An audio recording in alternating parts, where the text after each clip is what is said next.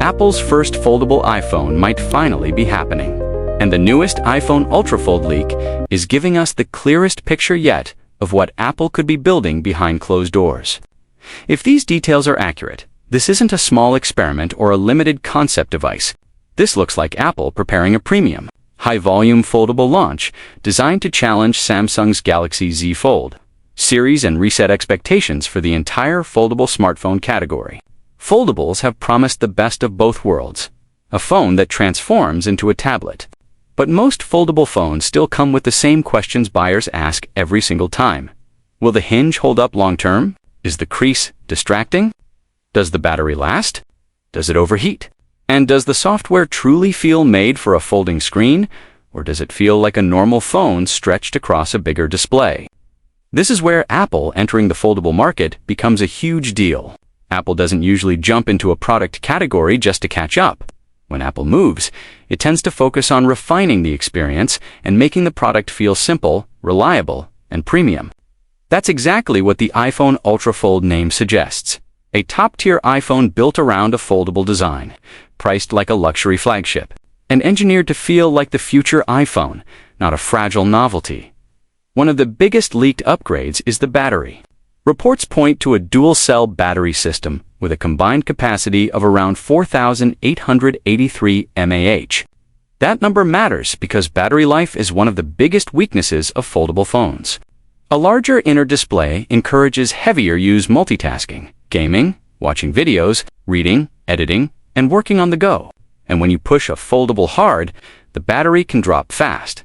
A dual-cell battery design can also be about more than just capacity. Two cells can help with smarter power distribution, better stability during heavy workloads, and potentially smoother charging behavior. The goal is simple: give the foldable iPhone the kind of all-day battery confidence people already expect from non-folding iPhones. If Apple pairs that 4,883 mAh capacity with its typical hardware and software optimization, the iPhone Ultrafold could deliver stronger real-world endurance than many competitors. Even if the raw number doesn't sound wildly higher on paper. Now add the rumored processor into the mix. The iPhone Ultrafold is expected to run on Apple's next-generation A20 Pro chip, reportedly built on an advanced 2nm process. If this leak is true, it could be one of the most important reasons Apple's foldable iPhone feels different from everything else. A smaller process node usually means better performance and better power efficiency at the same time. Exactly what a foldable needs. Foldable phones have less room to manage heat, and heat is the enemy of sustained performance. If a foldable gets too warm, performance can dip, the device can feel uncomfortable, and battery life can suffer. Apple going with a highly efficient 2nm A20 Pro could mean faster app launches, smoother animations on a large foldable display, better multitasking, and improved thermal control during long sessions like gaming, 4K video editing, or high-resolution streaming. And let's be real, if Apple releases a foldable iPhone, people will expect it to handle pro-level tasks. Many buyers won't be paying $2,500 for a device that only feels like a regular iPhone that bends. They'll want a powerful hybrid that can replace a phone and reduce the need for a second device in a bag. That's where the A20 Pro could play a huge role, giving iOS the speed and efficiency to feel effortless on both the outer display and the larger inner screen. The biggest challenge, though, is the part you can't hide: the hinge. Foldables live and die based on hinge quality. A foldable can have a beautiful screen and top-tier performance. But if the hinge feels loose, noisy, or fragile, the entire device feels risky. The leak suggests Apple is developing an advanced hinge mechanism built for durability and smooth operation. That's exactly what you'd expect from Apple, because the company's brand depends on products feeling solid and premium in the hand. If Apple delivers a hinge that feels tight, precise, and dependable while also keeping the device sleek, this could be the moment. Foldables go from cool tech to something a lot more mainstream. The hinge also affects how flat the device can open, how visible the crease is, and how comfortable it feels during long use. Apple reportedly investing heavily in engineering solutions. Here is a strong sign that it wants the iPhone Ultrafold to feel polished from day one. There's also the issue of heat management in a foldable chassis.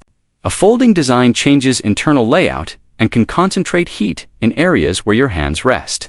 If Apple is truly designing the iPhone Ultrafold from the ground up, you can expect the company to focus on how heat is dispersed so the device stays comfortable during extended use. Combined with the efficiency of the A20 Pro, the iPhone Ultrafold could aim for consistent performance without the overheating and throttling concerns that sometimes follow foldable phones under heavy loads. Another part of the leak that's turning heads is production volume. Apple is reportedly targeting an initial production run of 10 million units by 2026. That is not a cautious, limited rollout. That's Apple-scale confidence. It suggests Apple expects demand to be strong and wants the iPhone Ultra Fold to be widely available instead of impossible to buy. Foldables are usually harder to manufacture than standard slab phones because of the hinge, flexible display layers, and tighter tolerances. So if Apple is planning millions and millions of units, it likely believes its manufacturing process is ready, its suppliers can keep up, and the product is mature enough for mass adoption. It also signals that Apple sees the foldable iPhone as a real pillar of its iPhone lineup, not just a one-off device for a small group of enthusiasts. Of course, availability is only half of the conversation. The other half is price. The iPhone Ultrafold is rumored to start around $2,500, with higher storage configurations possibly reaching $3,000. That pricing places it firmly in ultra-premium territory. This is not meant to be the iPhone for everyone. It's meant to be a status device, a technology showcase, and a top-tier option for people who want the newest form factor Apple can offer. A $2,500 to $3,000 iPhone would need to justify itself in everyday life.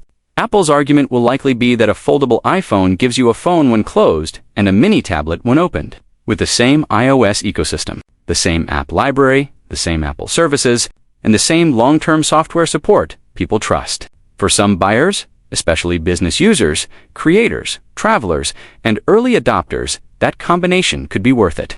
For others, the price alone will make this a look but don't buy product, at least in the first generation. Now, let's talk timing. The iPhone Ultrafold is expected to launch alongside the iPhone 18 Pro series in September 2026. Matching Apple's traditional launch schedule, that's a strategic move. Apple's September event is one of the biggest tech moments of the year, and launching a foldable iPhone there would give it maximum attention and instant mainstream visibility. If the iPhone Ultrafold appears on stage next to the iPhone 18 Pro and iPhone 18 Pro Max, it instantly becomes the headline product. It becomes the device everyone talks about, the device competitors have to respond to, and the device that defines the next phase of smartphone design. Apple could frame it as the next evolution of iPhone and Ultra category that sits above Pro, built for people who want the most advanced iPhone hardware available. And the moment Apple enters a category, the conversation changes. Developers start paying attention. Accessory makers shift their priorities. Carriers adjust promotions. And consumers who never considered a foldable suddenly start asking, should my next iPhone fold? Software will be the hidden key, even though leaks focus on hardware. Apple's biggest advantage has always been how smoothly hardware and software work together.